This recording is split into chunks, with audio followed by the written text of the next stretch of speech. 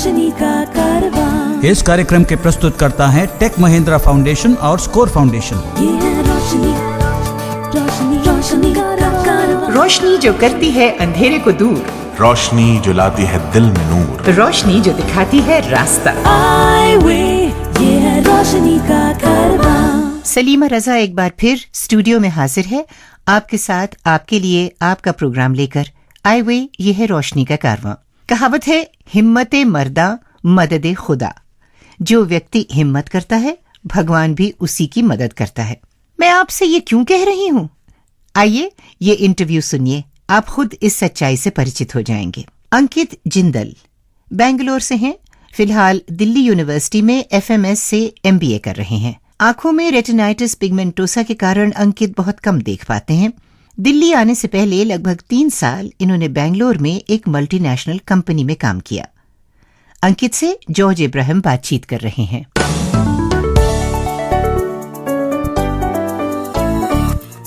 नमस्कार अंकित, आपको हमारे कार्यक्रम में स्वागत है।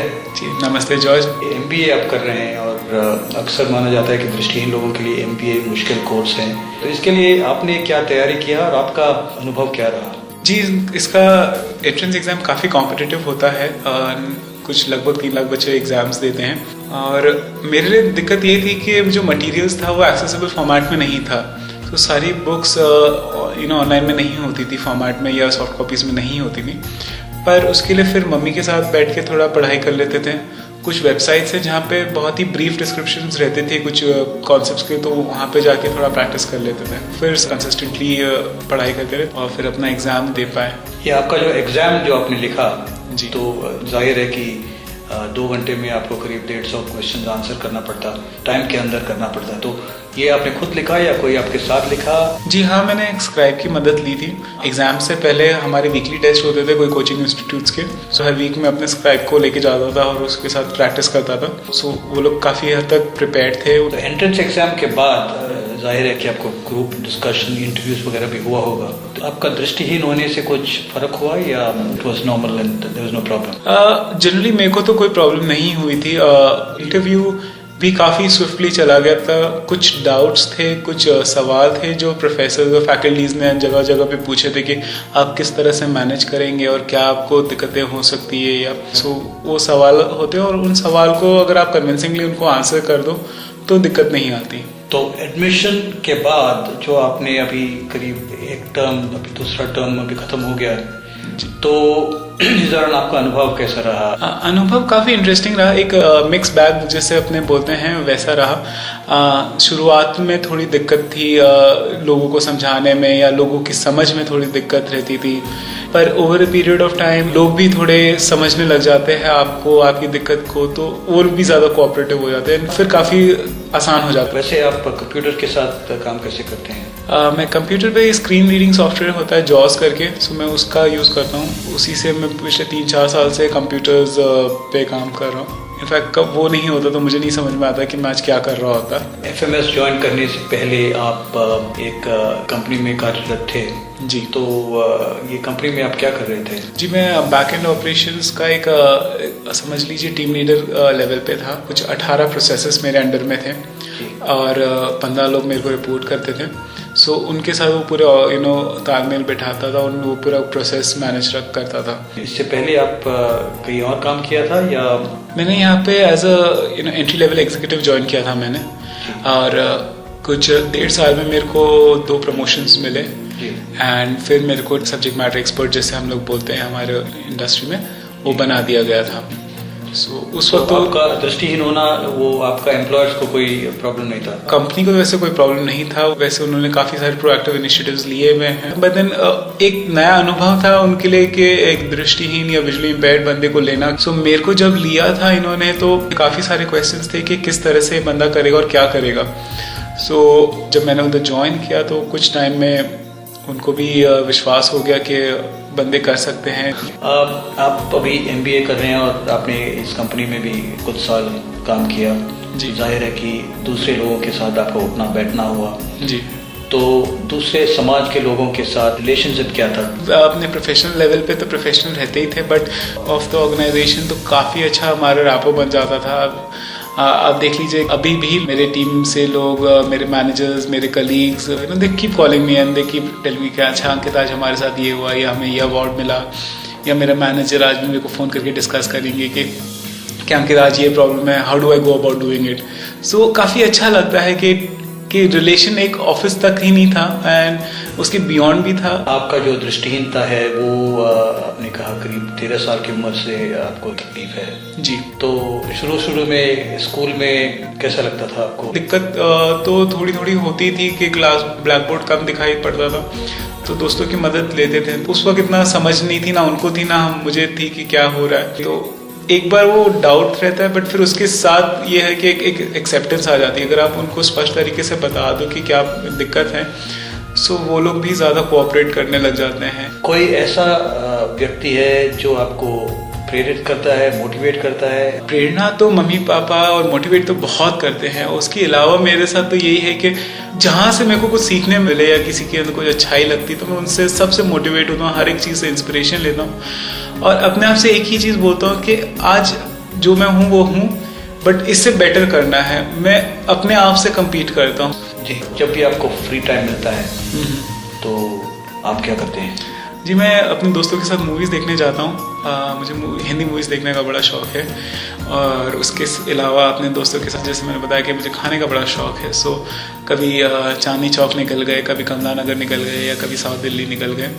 सो खाते पीते रहते हैं। और उसके अलावा मेरे को डांस का अभी भी शौक है, तो दोस्तों के साथ अभी रिसेंटली जाइव सीख रहा हूँ। सो इसी तरह से अपना फ्री टाइम बताता हूँ मैं। चलते चलते आपसे पूछना चाहूँगा कि आपने प्रोफेशनली कॉर्पोरेट इंडिया में काम भी किया है और अभी आप पढ़ाई भी कर रहे हैं जी। ये सुनने वाले जो यंगस्टर्स हैं उनको अपने अनुभव से क्या कहना चाहेंगे? यंगस्टर्स को मैं यही बोलूँगा, पहले तो अपने आप को एक्सेप्ट करो जैसे हो, अपने लिए गोल्स बनाइए, अपने लिए लक्ष्य बनाइए और उसके लिए एफर्ट्स करते रहिए, मेहनत करते रहिए और अपना कॉन्फिडेंस का भी मत छोड़िए। कॉन्फिडेंस बहुत इंपॉर्टेंट है लाइफ में, एंड वो रहेगा तो आप आसमान भी फिर आगे आपके झुकेगा। अंकित जिंदल, आपसे बात करके बहुत खुशी हुई। जी, थैंक यू सो मच।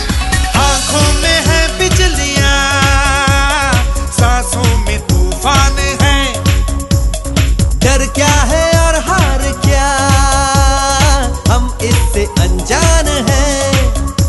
हमारे लिए ही तो है आसमान और जमीन,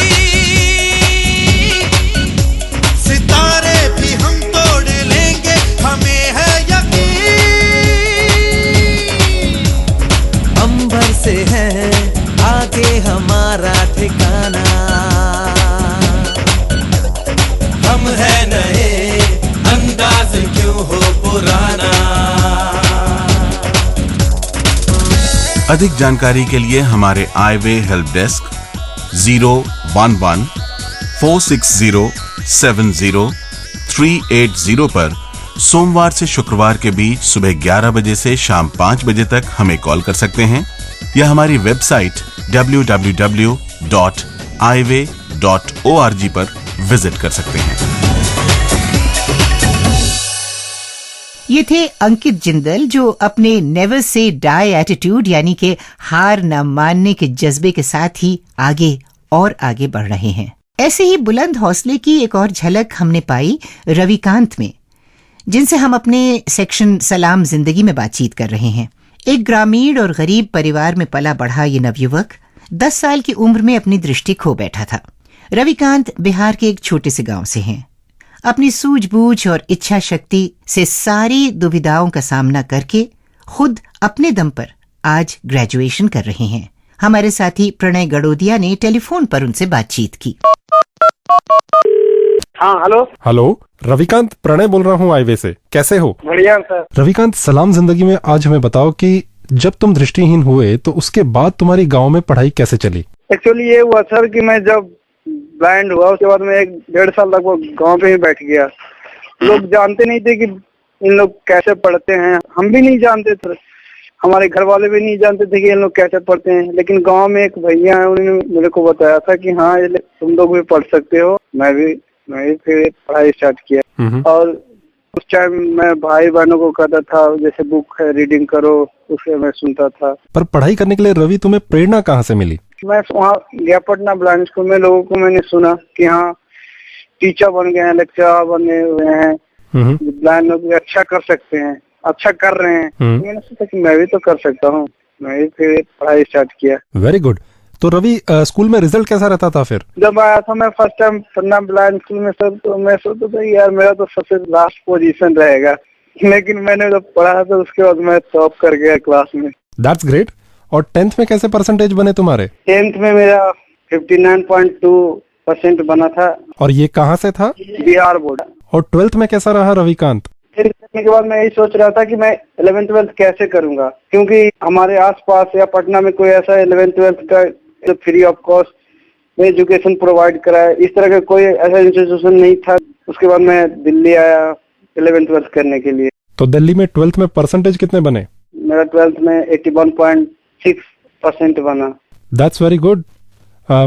रविकांत, घर में कौन कौन है तुम्हारे? मेरे फैमिली में हमारे पापा मम्मी हैं, मेरे पापा लेबर हैं और मेरी मम्मी हाउसवाइफ हैं।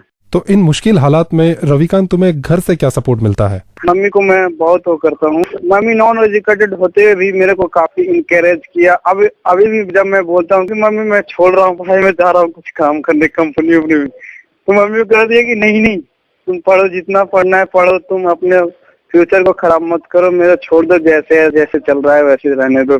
बहुत बढ़िया। रविकांत, चलते चलते ये बताओ कि तुम्हारी ही जैसी स्थिति में जो दूसरे दृष्टिहीन लोग हैं, उनसे क्या कहना चाहोगे तुम?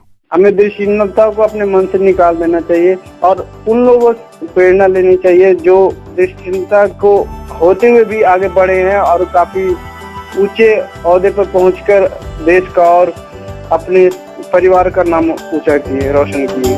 ये जिंदगी भी कितनी बातें कह जाती है एक सीधी सादी बात में।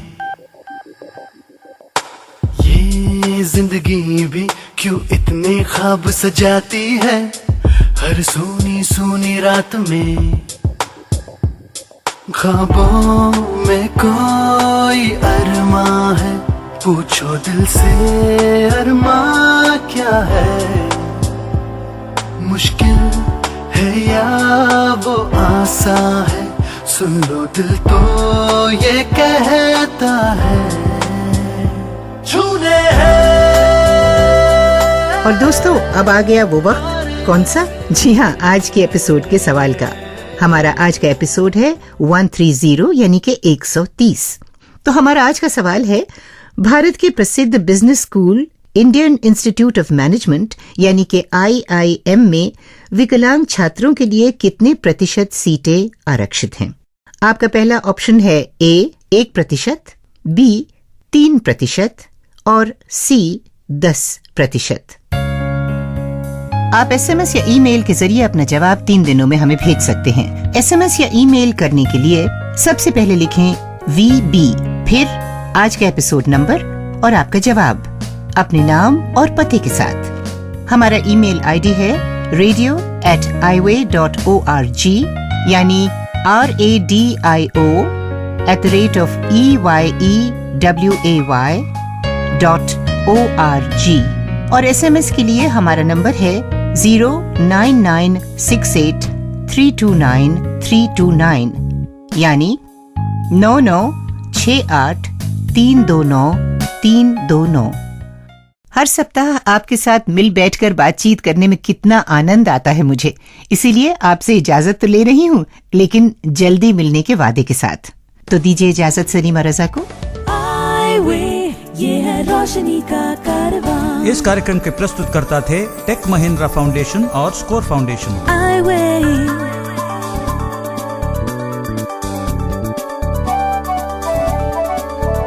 ये है रोशनी, रोशनी, रोशनी का कारवां, रोशनी।